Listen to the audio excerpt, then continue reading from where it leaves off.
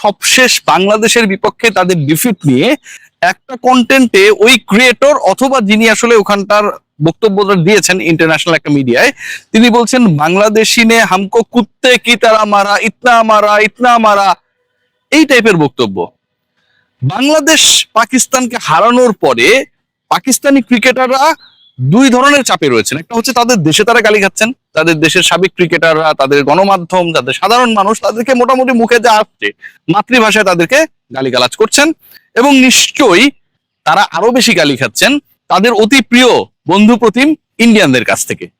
তো পাকিস্তানের অবস্থা যখন এটা যখন রিয়েলিটি, ঠিক তখন আপনাদের সামনে আরো দুটা রিয়েলিটি আমি প্রকাশ করছি। এবং এটা এমন না যে ধরেন এই মুহূর্তে বানানো, এটা AI generated, nothing like that.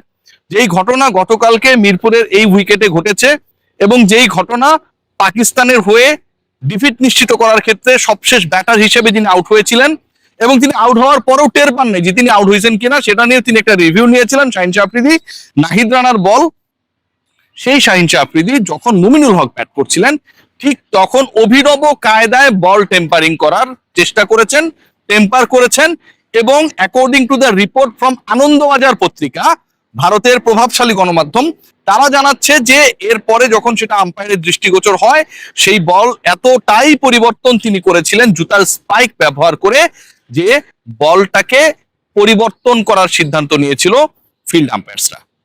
ঘটনাটা যেভাবে আপনারা দেখছেন, নিশ্চয়ই আমি একটু চেষ্টা করেছি আমার মতো করে একটু ভিডিওটা দেখানোর জন্য, এবং সেখানে যে ব্যাপারটা দেখা যাচ্ছে যে শাহিন শাহ আফ্রিদি যখন বল করলেন মুমিনুল হককে, মুমিনুল হক ওই বলটা খেলার পরে শাহিনের কাছে যখন বল গেল তিনি সহজেই সেই বলটা হাত দিয়ে তুলে নিতে পারতেন। বলটা সাধারণত কি হয় যে যখন একজন বোলারের কাছে ব্যাটসম্যান বল ঠেকানোর পরে সেই বলটা বোলারের ডিরেকশনে আছে, তিনি বলটা পিক করেন, তাই তো? পিক করার পর তিনি তার এন্ডে চলে যান অথবা কোনো একজন ফিল্ডারকে থ্রো করেন। শাহিন যেটা করছিলেন, বল আসার পরে প্রথমে সেটাকে পা দিয়ে আটকানোর চেষ্টা করলেন। এরপর আপনারা জানেন যে যারা বোলার বা ব্যাটার হিসেবে এই 22 গজে খেলেন তাদের জুতায় কিন্তু বিশেষ ধরনের একটা স্পাইকের ব্যবহার হয়। সে স্পাইক ব্যবহার করে অ্যাকর্ডিং টু দ্য আনন্দবাজার, এবং সেই ভিজুয়ালটা আমি আপনাদেরকে দেখাচ্ছি, তিনি বলের আকৃতি পরিবর্তনের চেষ্টা করছিলেন শাহিন শাহ আফ্রিদি। যেই বলে তিনি বল করছিলেন সেখানটায় তিনি সুবিধা নেয়ার জন্য হাতের ব্যবহার না, মানে পাকিস্তানিরা বুদ্ধির জায়গা থেকে এত উন্নত যে এই বুদ্ধিটা যদি আসলে ওই পায়ের জুতা ব্যবহার করে বল পরিবর্তন না করে ভালো কাজে ব্যবহার করতো, আমার কাছে মনে হয় ওরা চাঁদে বসবাস করা শুরু করে দিতে পারতো। যেটা করলেন শাহিন শাহ আফ্রিদি, যেই জায়গাটা চোখে পড়বে না, হাতে তো সবাই কি ঘষে, কোথায় কি মসৃণ করার চেষ্টা করে সেটা চোখে পড়ে, তিনি তার জুতা ব্যবহার করে বলটার আকৃতি চেঞ্জ করার চেষ্টা করলেন। এবং সেটা 2 দফা। জাস্ট আপনি যদি একটা পার্টিকুলার জায়গায় বলের আকৃতি পরিবর্তন করতে পারেন using your spikes of the shoes, that is enough for getting extra advantage while you are bowling in this pitch. Shaheen Shah Afridi just did that and he was caught by the umpire. During that time the ball has been changed immediately. এই যে ঘটনাটা ঘটেছে এটা কিন্তু একটা বিশাল ঘটনা। এটা নিয়ে এখন পর্যন্ত বাংলাদেশি মিডিয়ায় আলোচনা নেই বললেই চলে। এবং এই ব্যাপারটা নিয়ে বাংলাদেশিও নে হামকো কুত্তে কি তারা পিটা, কুত্তে কি তারা মারা, যারা এই কথাগুলো বলছে তারাও এই চুরি সম্পর্কে কোনো কিছু বলছে না। পাকিস্তানি গণমাধ্যম যেন এটা চেপে যাচ্ছে। শোয়েব আখতার থেকে শুরু করে যারা কমেন্ট করছেন তারাও যেন এই আলোচনাটা করার চেষ্টা করছেন না যে তাদের একজন বোলার এখানটায় এসে কিভাবে নগ্নভাবে ইউজিং হিজ স্পাইকস বলের আকৃতি পরিবর্তনের চেষ্টা করেছেন, and it was caught by the umpire. ভয়াবহ ঘটনা ঘটেছে এবং এটার জন্য কোনো শাস্তিও এখন পর্যন্ত আমরা পেতে দেখি নাই। শেষ পর্যন্ত কি হয় সেটা দেখার বিষয়। ইন্টারেস্টিং পার্ট আরেকটা আপনাদের সাথে আমি শেয়ার করব, সেটা হচ্ছে পাকিস্তানের স্পিড গান নিয়ে। নাহিদ রানার গতি নিয়ে অনেক আলোচনা হচ্ছে এবং এই আলোচনা হওয়াটা স্বাভাবিক। একজন ক্রিকেটার তিনি যেভাবে বল করেছেন, মিরপুরের home of cricket spinning track, সেটার আকৃতি বা সেই ট্র্যাকের ক্যারেক্টার চেঞ্জ করার জন্য টনি হেমিং অক্লান্ত পরিশ্রম করেছে এবং বাংলাদেশ ইনিংস ডিক্লেয়ার করে, তাদের সেকেন্ড ইনিংস ডিক্লেয়ার করে পাকিস্তানকে ব্যাট করতে আমন্ত্রণ জানিয়ে বলে কয়ে এই ম্যাচটা হারিয়েছে। বাংলাদেশ পাকিস্তানের বিপক্ষে গ্রিন টপে খেলেছে। বাংলাদেশ তাদের বোলিং ডিপার্টমেন্টের 60% মানে 3 জন পেসারকে নিয়ে এই ম্যাচটা জিতেছে। বাংলাদেশকে ম্যাচ জিতিয়েছে মিরপুরের হোম অফ ক্রিকেটে। কে জিতিয়েছেন? একজন পেসার। তার সেকেন্ড স্পেলের 29 বল করে সেখানটায় 4 উইকেট নিয়েছেন, ধসিয়ে দিয়েছেন এক কথায়। আনপ্লেয়েবল বল করেছেন, এবং সেই আনপ্লেয়েবল বলটা কতটা ডিফিকাল্ট ছিল টু ফেস, সেটা রিজওয়ানের সেই বোল্ড আউট দেখলেই বোঝা যায়। এখন এই যে ঘটনাগুলো ঘটেছে, বাংলাদেশ যেভাবে খেলেছে, যেভাবে ডিফিট করেছে পাকিস্তানকে, সেই আলোচনাটা আমার কাছে মনে হয় আরো ভালোভাবে প্রকাশ্যে আসা উচিত।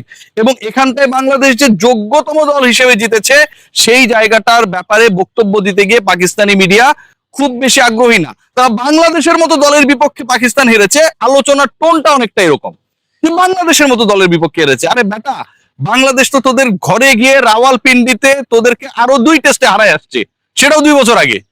তো বাংলাদেশের বিপক্ষে তো তোমরা হারোই, লাস্ট 3 টেস্টে তোমরা হেরেছো।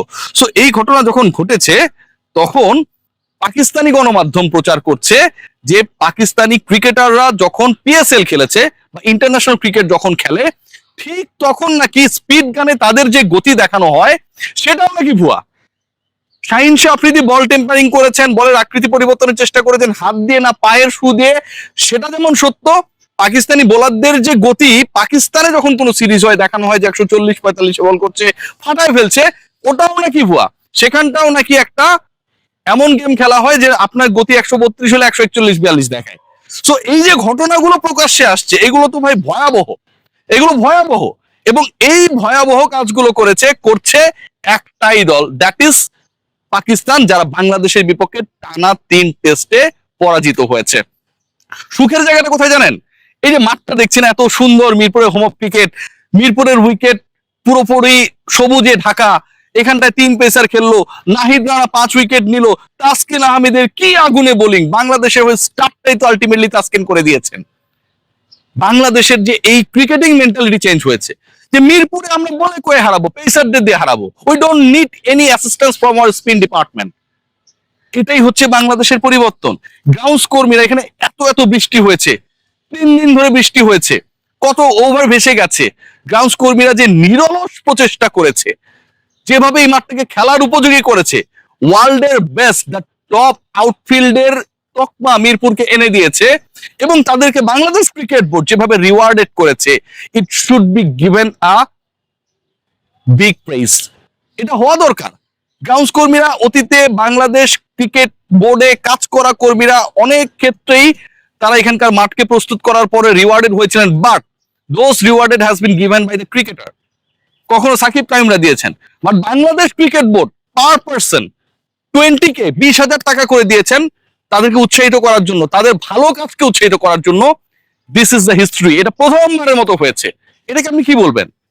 Bangladesh captain Najmul Hossain Shanto, the way he captain the team, Liton Kumar Das কথা কম বলেন, উইকেটের পেছনে ঠিক যেভাবে স্লেজ করেছেন, এগুলোই প্রাপ্তি। বাংলাদেশের বডি ল্যাঙ্গুয়েজ, বাংলাদেশ দলের ম্যানেজমেন্টের চিন্তা ভাবনা, এবং একই সাথে 2 নাম্বারই না করে আমার স্ট্রেংথ দিয়ে আমি প্রতিপক্ষকে হারাতে পারি, নট লাইক শাহিন শাহ আফ্রিদি, এই যে মনোভাব, এটাই বাংলাদেশকে একটা ডিফারেন্ট টিমে পরিণত করেছে।